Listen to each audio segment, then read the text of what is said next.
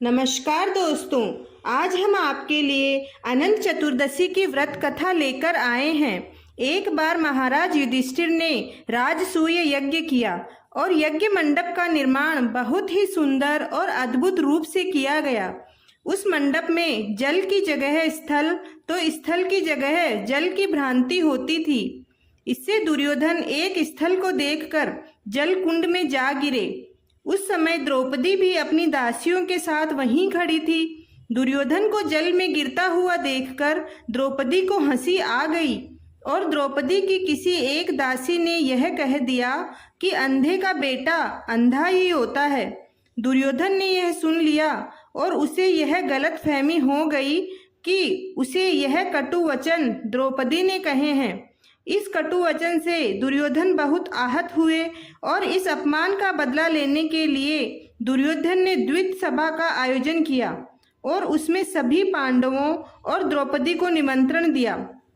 उसने युधिष्ठिर को द्वित अर्थात जुआ खेलने के लिए बुलाया और छल से जीतकर पांडवों को 12 वर्ष का वनवास और 1 वर्ष का अज्ञातवास दे दिया।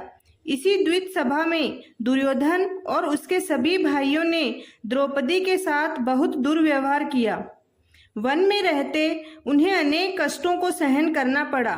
एक दिन वन में भगवान कृष्ण युधिष्ठिर से मिलने आए। युधिष्ठिर ने उन्हें सब हाल बताया और इस विपदा से निकलने का मार्ग भी पूछा।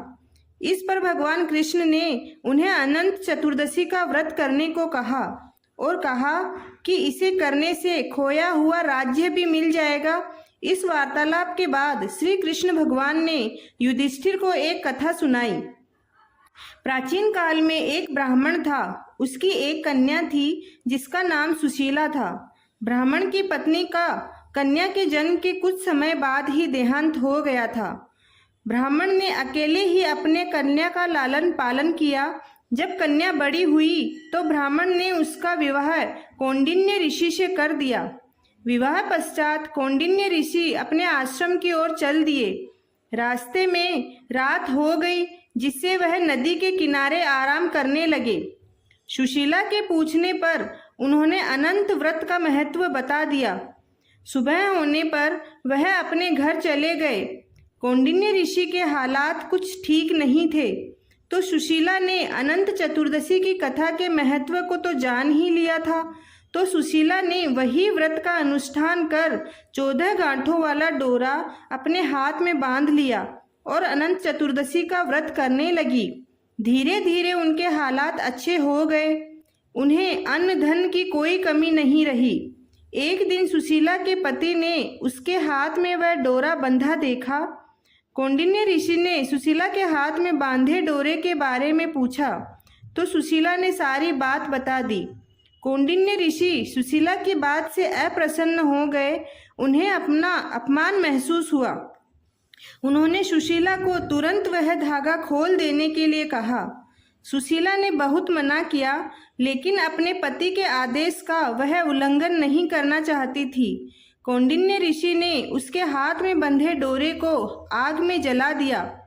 इससे अनंत भगवान का अपमान हुआ, जिसके परिणाम स्वरूप कौंडिन्य ऋषि की सारी संपत्ति नष्ट हो गई। सुशीला ने इसका कारण डोरे को आग में जलना बताया। पश्चाताप की अग्नि में जलते हुए ऋषि अनंत भगवान की खोज में वन की ओर चले गए। वे भटकते भटकते निराश होकर गिर पड़े और बेहोश हो गए। भगवान अनंत ने उन्हें दर्शन देते हुए कहा कि मेरे अपमान के कारण ही तुम्हारी यह दशा हुई और विपत्तियां आई, लेकिन तुम्हारे पश्चाताप से मैं तुमसे अब प्रसन्न हूँ। अपने आश्रम में जाओ और 14 वर्षों तक विधि विधान से मेरा यह व्रत करो। इससे तुम्हारे सारे कष्ट दूर हो जाएंगे। कौंडिन्य ऋषि ने वैसा ही किया और उनके सभी कष्ट दूर हो गए और उन्हें मोक्ष की प्राप्ति भी हुई। श्री कृष्ण की आज्ञा से युधिष्ठिर ने भी अनंत भगवान का व्रत किया, जिससे पांडवों को महाभारत के युद्ध में जीत मिली। जय हो अनंत भगवान की। अगर आपको कहानी पसंद आई तो चैनल को सब्सक्राइब जरूर करें। धन्यवाद।